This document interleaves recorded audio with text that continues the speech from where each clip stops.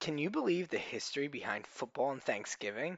Football has become ingrained in American culture. It has become a key aspect of the holiday season.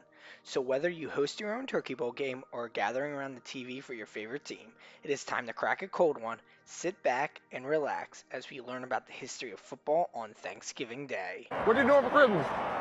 Christmas. I gotta get to Thanksgiving first. Football and Thanksgiving goes back much longer than you may think. Since the inception of the NFL, there have been games played on Thanksgiving Day, so it has come to no surprise to anybody that football and Thanksgiving go together like turkey and cranberry sauce, a dynamic power couple. The playing of a Turkey Bowl game dates back to almost the inception of the sport and the official declaration of the holiday itself. Some could even say that this has been one of the most American traditions in history, like baseball and apple pie. There's no denying the importance of football on Thanksgiving. The first official football game on Thanksgiving Day took place in 1869. This would be only 6 years after President Abraham Lincoln officially declared it a fixed holiday to occur every year. The game would be held in Philadelphia, Pennsylvania, between the Young American Cricket Club and the Germantown Cricket Club to take place at 12:30 p.m. on Thanksgiving Day. There was even an announcement made in the newspaper on November 17th, 1869, in the Evening Telegraph newspaper to make it known. It is important to note that this game took place only 2 weeks after the first official football game between Rutgers and Princeton.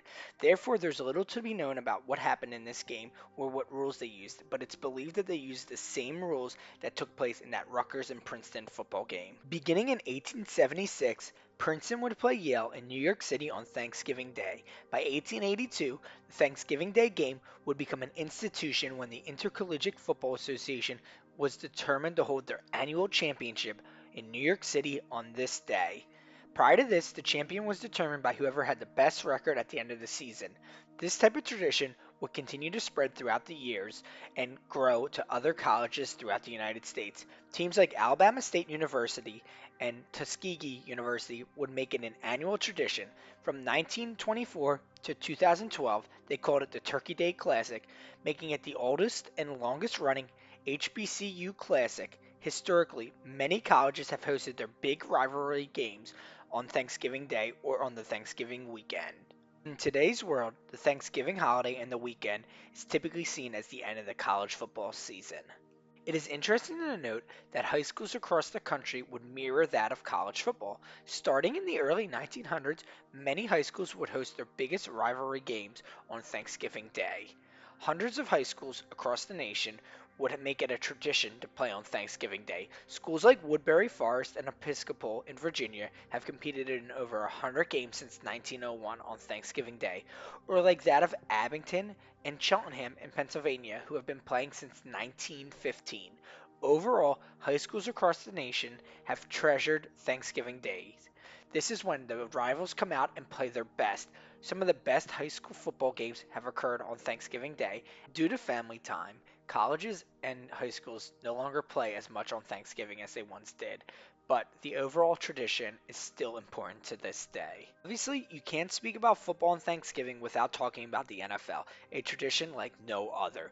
Probably, if you think back to your childhood or look around on Thanksgiving Day, one thing always stands out. The dads and grandpas are sitting around the TV watching the football games as the moms work their butts off making Thanksgiving dinner in the kitchen.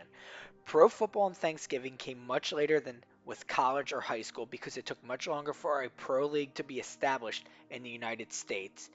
The 1890s brought the first pro am team, the Allegheny Athletic Association, playing on Thanksgiving Day. In 1902, the National Football League, not the one we know today, this one was actually backed by Major League Baseball, tried to hold their first ever Thanksgiving championship game. However, this game would be a bust due to the fact that the Pennsylvania based league was unable to name a winner, as three teams argued that they were the league's winner after the Thanksgiving game ended in a tie. Starting in 1905, another pro-independent league would have their marquee matchup on Thanksgiving Day. The Ohio League, as they were known, would host the Latrobe Athletic Association taking on the Canton Bulldogs. Both of these teams were considered the best of the best in professional football at the time. These games would be well attended by football fans in the area.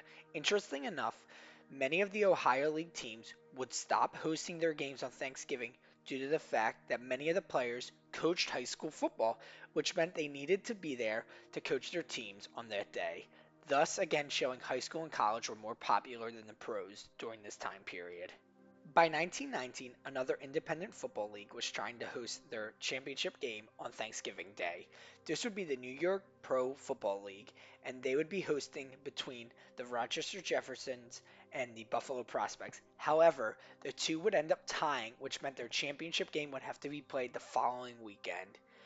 By the 1920s, the official NFL was being established as we know it today. Originally known as the American Professional Football Association up until 1922, the league would follow the traditions of those independent leagues across the United States. Ever since this moment of establishing the professional league, they had been playing on Thanksgiving. For the first 18 years of the league, there would be various different teams playing on Thanksgiving Day, including teams like the Chicago Bears and the Chicago Cardinals, as well as the Green Bay Packers. It wasn't, however, until first owner of the Detroit Lions, George A. Richards, decided to turn the Thanksgiving game into something more. Richards had purchased the Portsmouth Spartans and moved them to Detroit. He wanted to turn the team into something special and iconic in their new city. Unlike other teams in the league who have consistently played on Thanksgiving Day, Richards tried to draw more attention, specifically media attention. Essentially, he wanted the fans of the league to take note of the importance of the Thanksgiving Day game and how impactful it would be. Starting in 1934, he would make the game into a spectacle. As Richards owned the radio station WJR, a major affiliate of NBC at the time. Due to this, he was able to create an agreement with NBC to carry the Thanksgiving games live, becoming the first nationally broadcasted pro football game on Thanksgiving Day. This brought more attention to the Lions than ever before, and also to the NFL as a whole.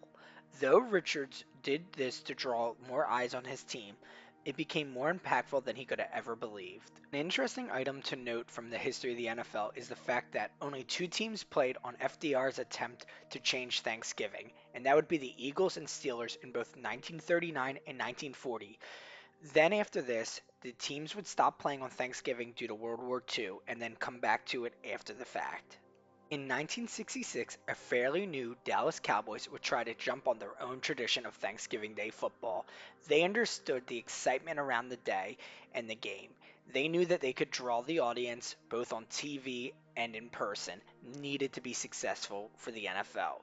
Thus, in 1978, they would sign a guarantee with Pete Rozelle that the Dallas Cowboys would always get a guaranteed spot on Thanksgiving Day for their football games. These Thanksgiving NFL games have provided us with some of the greatest moments in football history, whether that's Randy Moss's 3-touchdown game or when Mark Sanchez had his famous butt fumble.